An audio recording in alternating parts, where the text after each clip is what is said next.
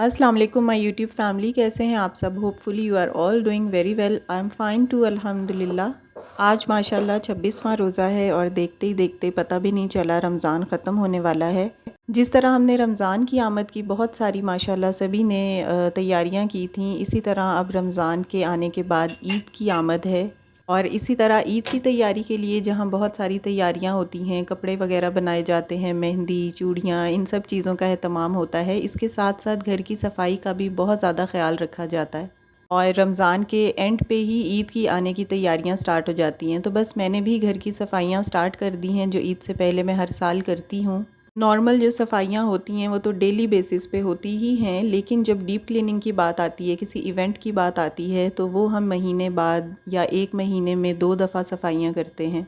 तो बस ईद की आमद की खुशी में मैंने भी घर की सफाइयाँ स्टार्ट कर दी हैं। सबसे पहले मैंने स्टार्ट लिया है किचन की डीप क्लीनिंग से। किचन को तो स्पेशली मैं वैसे भी डेली साफ़ करती हूँ, लेकिन डीप क्लीनिंग डेली बेसिस पे नहीं होती। मेरी किचन का जो ये वाला कॉर्नर था ना, ये काफ़ी दिनों से मैंने साफ़ नहीं किया था, जहाँ पर बर्तनों का रैक रखा हुआ होता है, सिंक के एरिया के साथ वाला जो एरिया होता है, तो ये काफ़ी टाइम से मैंने साफ़ नहीं किया था। और मैंने यही सोचा हुआ था कि जब मैं ईद के दिनों से पहले किचन की डीप क्लीनिंग करूँगी ईद के लिए, तो उसी वक्त मैं इस एरिया को भी साफ़ कर लूँगी। तो बर्तनों का पूरा रैक उठाकर मैंने दूसरी शेल्फ़ पे रख दिया था, जैसा कि आपने लास्ट क्लिप में देखा है। और उसके बाद जो ये वाला स्लैब था ना, काफ़ी गंदा हुआ हुआ था, अभी भी आपको नज़र आ रहा है। कुछ धब्बे पानी के जो खड़े रहने की वजह से स्टेगनेंट वाटर के जो स्टेन्स होते हैं ना, वो भी वाइट वाइट सा कर देते हैं स्लैब को। क्योंकि जब हम डेली बेसिस पे ही अल्हम्दुलिल्लाह बर्तन धो रहे होते हैं ना, तो उनका पानी जो ड्रेन होता है वो उसी स्लैब पे गिरता जाता है, और वो खड़े रह रह के ना उस स्लैब को वहाँ से वाइट कर देता है, और बहुत गंदी हो जाती है स्लैब। और डेली इसको रैक को हटा कर और उसको साफ़ करना तो पॉसिबल नहीं होता। तो बस महीने में 1 दफ़ा या 2 दफ़ा ही ये वाले काम हो रहे होते हैं। और ये जो बर्तनों के रैक वाली स्लैब के ऊपर की जो टाइल्स हैं ना, इनको भी मैंने अच्छी तरह से वॉश किया था, और उसके बाद गीला कपड़ा करके ना इन टाइल्स के ऊपर मैंने फेर दिया था। क्योंकि रोज़ रोज़ जब हम बर्तन रखते हैं और उठाते हैं ना, तो इन टाइल्स के ऊपर भी छींटे पड़ते हैं और ये भी गंदी हो जाती हैं। खैर, टाइल्स यहाँ पर इतनी ग्रीसी नहीं होती, बस पानी की वजह से ही कुछ धब्बे थे, तो वो फ़ौरन साफ़ हो गई थी। लेकिन स्लैब ये वाली काफ़ी गंदी थी, जिसको मैंने जाली से रगड़ के और फिर उसके ऊपर मैंने गीला कपड़ा मारा था। तो ये वाला एरिया बिल्कुल माशाल्लाह अब साफ़ सुथरा हो गया। अभी मैं आपको क्लोज़ करके ये वाली स्लैब दिखाती हूँ, पहले और बाद का डिफरेंस आप देखिए। और ये वाला जो रैक है ना, ये मुझे मेरी फ़ैमिली के हिसाब से काफ़ी बड़ा लगता है। ले तो मैंने लिया था, लेकिन अब मुझे फ़ील होता है कि ये ना स्लैब पे काफ़ी जगह घेरता है, और किचन मेरा छोटा सा है, तो मुझे इस रैक की वजह से ना बहुत मुश्किल होती है। अब मैं एक छोटा रैक लूँगी, और पता नहीं कब लूँगी। खैर, अभी तो सोच रही हूँ कि छोटा रैक लूँगी तो ये वाली स्लैब की थोड़ी सी जगह ना मुझे और मिल जाएगी, तो यहाँ पर मैं कुछ अपनी और चीज़ें रख सकूँगी। खैर, ये स्लैब देखें कितनी ब्लैकिश हो गई है, साफ़ सुथरी है अब। और ये जो एक मैंने घर पे ही बनाया हुआ था ना वॉल हैंगिंग, इसको भी मैंने उतार कर ना और यहाँ से टाइल्स को अच्छी तरह से वॉश किया है, और उसके बाद मैंने इसे दोबारा लगाकर और जो स्पैचुलास हैं वो वापस इसमें अरेंज कर दिए हैं। ये मेरे पास एक लकड़ी का ना ऐसे एक फ्रेम सा कह लें, एक ऐसे ही रखा हुआ था स्टोर में, तो मैंने इसको लेकर और थोड़ा सा DIY करके ना इसे स्पैचुला का स्टैंड बना लिया था। जो चीज़ें हम घर पर ख़ुद बनाकर वॉल्स पे हैंग करते हैं या फिर DIY करके किसी भी अपने रैक पे रखते हैं, तो उसकी खुशी और होती है। बाज़ार में तो बहुत अच्छी अच्छी चीज़ें, बहुत एक्सपेंसिव चीज़ें मिल जाती हैं, लेकिन जो काम आपने अपने हाथ से किया हो ना, उसकी खुशी कुछ और होती है। तो मैं कोशिश करती रहती हूँ कि अपने स्पेयर टाइम में इस तरह की चीज़ें DIY करती रहूँ, और आप लोगों से शेयर भी की हैं मैंने। स्पेयर टाइम तो खैर किसी भी औरत के पास माशाल्लाह जिसके बच्चे हों उसके पास बहुत ही कम होता है। Same is the case with me, मेरे पास भी बहुत ही कम टाइम होता है। कुछ ना कुछ मुझे करने वाले काम होते हैं, तो माशाल्लाह रात तक ख़त्म नहीं होते, क्योंकि मैंने अपनी बच्चियों को ट्यूशन और सिपारा भी ख़ुद ही पढ़ाना होता है। तो जो लेडीज़ खुद बच्चों को पढ़ाती हैं ना, उनको आइडिया है कि कितना टाइम टेकिंग और प्रोलॉन्ग काम है ये। तो एनी हाउ, सुबह से रात बस दिन बिज़ी गुज़रते हैं। अल्हम्दुलिल्लाह अल्लाह ताला ने सेहत तंदुरुस्ती दी है, तो हम काम भी कर रहे हैं अपनी फ़ैमिली के लिए, और घर के कामों को नाइसली तरीके से करते हुए ना हम औरतों को खुशी भी बहुत ज़्यादा होती है। हम होम मेकर्स की ना कोशिश भी यही होती है कि घर को साफ़ सुथरा रखें, स्पेशली किचन को बहुत साफ़ सुथरा, नीट एंड क्लीन रखें। आप लोग भी मुझे कमेंट्स में बताइएगा कि आप लोगों ने ईद की तैयारियां स्टार्ट कर दी हैं या नहीं, और कपड़े कौन से लिए हैं उस हवाले से भी, और इसके अलावा जो सफाइयों के हवाले से ईद की तैयारी है ना, यहाँ पर मैं वो आपसे पूछ रही हूँ कि ये तैयारी आपने कहाँ से स्टार्ट की है। किचन से मेरी तरह स्टार्ट लिया है या फिर किसी और एरिया से आपने ये सफाइयाँ स्टार्ट की हैं।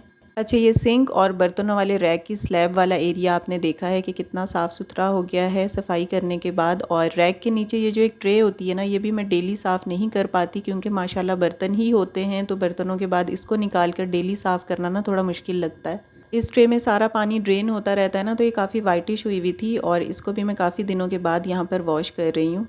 अच्छा, ये वाला रैक ना मैंने दूसरी डायरेक्शन पे रखने के लिए लिया था, लेकिन घर आकर जब मैंने इसे रखा तो इसका साइज़ थोड़ा सा लेंथ वाइज ज़्यादा था, तो ये उस डायरेक्शन में आया ही नहीं और ये फिर मुझे इस डायरेक्शन में रखना पड़ा, जिसकी वजह से ना ये स्लैब पे ना ज़्यादा जगह घेरता है। तो खैर अभी तो मैं इसी को यूज़ कर रही हूँ क्योंकि पैसे लगाए हुए हैं।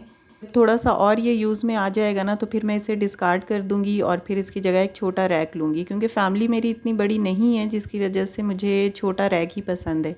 तो एनी हाउ यहाँ पर किचन की दोनों स्लैब्स बिल्कुल साफ़ सुथरी हो गई थी। ये वाली स्लैब जो है ना, ये तो मैं डेली साफ़ करती ही हूँ और बहुत ज़्यादा साफ़ रखती हूँ, क्योंकि मेरे पास फ्लैटर नहीं है, तो मैं ना फ्लैटर की जगह इसी के ऊपर रोटियाँ बेलती हूँ और इसी पे सारा काम कर रही होती हूँ। और फ्लैटर से ज़्यादा ना इसके ऊपर रोटियाँ बेलना मुझे ज़्यादा कन्वीनियंट लगता है, तो इसलिए मैं वो नहीं ले रही। अच्छा, सारी स्लैब्स की क्लीनिंग अच्छे से हो गई है। फ्रिज की क्लीनिंग जो है वो मैंने आपसे 2 वीक पहले शेयर की थी, क्योंकि सारे काम एट अ टाइम करना बहुत ज़्यादा मुश्किल होता है। कैबिनेट्स, फ्रिज और फ़र्श, इसके अलावा चूल्हा वगैरह, तो इन सब चीज़ों को ना एट अ टाइम करना एक तो वैसे भी बहुत ज़्यादा बर्डनाइज है, और दूसरी बात ये है कि ये एक बेवकूफ़ी वाली बात है जो मैं पहले कई दफ़ा कर चुकी हूँ कि सारा काम एक ही दफ़ा लेकर बैठ जाती हूँ और फिर नेक्स्ट डे क्या होता है कि तबीयत मेरी ख़राब हो जाती है। तो इसलिए अब मैं ना ये कुछ पार्ट्स में काम करती हूँ डिवाइड करके, किसी दिन कौन सा एरिया साफ़ कर लिया और किसी दिन फ्रिज साफ़ कर ली, किसी दिन कैबिनेट साफ़ कर लिए, सिंक का एरिया साफ़ कर लिया, तो इसी तरह करना बेटर रहता है। और ये जो पतीलियाँ थी ये भी अच्छे से वॉश करनी पड़ती हैं कुछ टाइम के बाद, क्योंकि डेली बेसिस पे हम इतना इनको मांज के और रगड़ कर साफ़ नहीं कर रहे होते। तो जिस दिन आपके पास टाइम हो ना, उस दिन आप पतीलियाँ निकाल कर और इनको अच्छे तरीके से साफ़ कर लिया करें, तो इनकी शाइन बरकरार रहती है। और इनमें से ये जो 2 पतीलियाँ हैं ना, ये मेरी खाला की हैं, उन्होंने मुझे दी थी मेरी सास की, तो उन्होंने मुझे आते हुए ना ये दी थी, तो इनको भी मैंने अब अच्छे से साफ़ किया है, क्योंकि ये काफ़ी पुरानी है लेकिन यूज़ में बहुत आती हैं और बहुत कंफर्टेबल रहती हैं। तो इसलिए ना मैं इनको बिल्कुल भी डिस्कार्ड करने के मूड में नहीं हूँ और ये मुझे बहुत पसंद है, क्योंकि इन पतीलियों में ना मैं तकरीबन 14 साल से खाना बना रही हूँ और माशाल्लाह ये मेरी इतनी, मुझे इनकी हैंडलिंग आसान लगती है ना कि मैं बिल्कुल भी इनको डिस्कार्ड नहीं करने वाली, बस इनको मैं साफ़ करके और मांज के ना रख देती हूँ। कभी कभार ऐसा होता है ना कि पुरानी चीज़ों से हमें काफ़ी ज़्यादा उनसियत हो जाती है, उल्फत हो जाती है, बस same is the case with these. So anyway, यहाँ पर ना चूल्हे की भी सफाई हो रही है और इसको मैंने बहुत अच्छे तरीके से क्लीन करना था। जो कुकिंग रेंज होता है ना, इसको साइड से भी आपको क्लीन करना पड़ता है, अगर ना करें तो इस पे ड्रेनेज वगैरह के जो छींटे होते हैं ना वो पड़ते रहते हैं, और ग्रीसी भी ये काफ़ी होता है, क्योंकि ऑब्वियसली खाना इसी पे बन रहा है रोज़। और डेली तो बस इसकी सिर्फ ऊपर से चूल्हे की सफाई होती है, लेकिन जो इसकी साइड्स हैं ना और इसके अंदर की जो एक कैबिनेट होता है उसकी सफाई भी मैंने की थी। तो जनाब चलें जी, चूल्हा भी यहाँ पर तैयार हो गया है ईद के लिए और किचन भी ईद की तैयारी के लिए रेडी हो गया है। लेकिन मेरी तैयारी ईद की अभी स्टिल नहीं हुई है। बच्चों की इंशाल्लाह, हस्बैंड को 1-2 छुट्टियां हैं ना ईद से पहले, तो उसमें जाकर बच्चों के कपड़े लूँगी। और अपने मैंने आप लोगों से डिस्कस किया था कि मैं नहीं ले रही, क्योंकि लास्ट ईद के ना मैंने सिर्फ 2 घंटे के लिए पहने थे, इतनी गर्मी थी, मैंने बस 2 घंटे पहन के ना वो उतार दिए थे। और अब मेरा इरादा है कि उन्हीं को मैं वापस पहन लूँगी। इतने महंगे सूट लेते हैं और उनको एक इवेंट पे पहनने के बाद दोबारा ना पहनना मेरे ख़्याल से तो बेवकूफ़ी है। तो अपनी अपनी प्रायोरिटीज़ होती हैं। मैं ऐसी चीज़ों पे पैसे खर्च करना बिल्कुल अच्छा नहीं समझती। मैं अपने किचन की कोई चीज़ ले आती हूँ, कोई घर की चीज़ ले आती हूँ, कुछ चीज़ें ऐसी होती हैं जो घर के लिए बहुत ज़रूरी होती हैं, तो मैं उन्हीं चीज़ों को परचेज़ कर लेती हूँ instead of purchasing lot of dresses, और उनको आपको रखने के लिए कैबिनेट्स में इवन जगह भी नहीं होती। तो एनी हाउ, अपनी अपनी प्रायोरिटीज़ होती हैं और मेरी प्रायोरिटी सबसे पहले मेरा घर है और इसकी चीज़ें हैं। और जनाब यहाँ पर माशाल्लाह किचन की सफाई हो चुकी है, ईद की क्लीनिंग हो चुकी है। अपनी क्लीनिंग के साथ साथ ना अपने घर की क्लीनिंग को भी बहुत तवज्जो दिया करें। ईद के लिए हम ख़ुद को तो बहुत प्रिपेयर कर रहे होते हैं, लेकिन घर को निगलेक्ट करते हैं। तो कपड़े, जूते, ज्वेलरी लेने के साथ साथ ना अपने घर की तैयारी को भी बहुत ज़्यादा इम्पोर्टेंस दिया करें, और घर को साफ़ रखना बहुत ज़रूरी होता है ईद की तैयारियों में। अच्छा जी, किचन यहाँ पर ना साफ़ सुथरा हो गया है, हर चीज़ को मैंने क्लीन कर लिया है। सिर्फ़ एक चीज़ जो बाकी है वो मेरे मसालों के डब्बे हैं, और इन डब्बों को भी मैं इंशाल्लाह टाइम निकाल कर ईद से पहले पहले वॉश करूँगी और आप लोगों के साथ शेयर भी करूँगी। क्योंकि इन स्पाइस जार्स को साफ़ किए हुए ना मुझे टाइम हो गया है और अब मुझे बस इनको साफ़ करना है। इनको साफ़ करने के लिए एक्चुअली सारे मसाले निकालने पड़ते हैं, फिर जब डब्बे ड्राई हो जाते हैं फिर वापस उनको भरना पड़ता है, तो ये थोड़ा सा काम लंबा होता है, तो इसलिए बस ये मेरा रह गया था।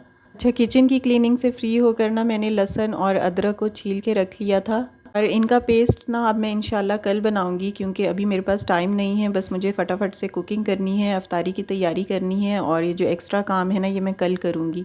और यहाँ पर मैं सहरी की तैयारी कर रही हूँ। आज खाना मैंने रात को ही बनाया था, क्योंकि रात को मेरे पास टाइम था, ईशा की नमाज़ पढ़कर मैंने भिंडी बना ली थी।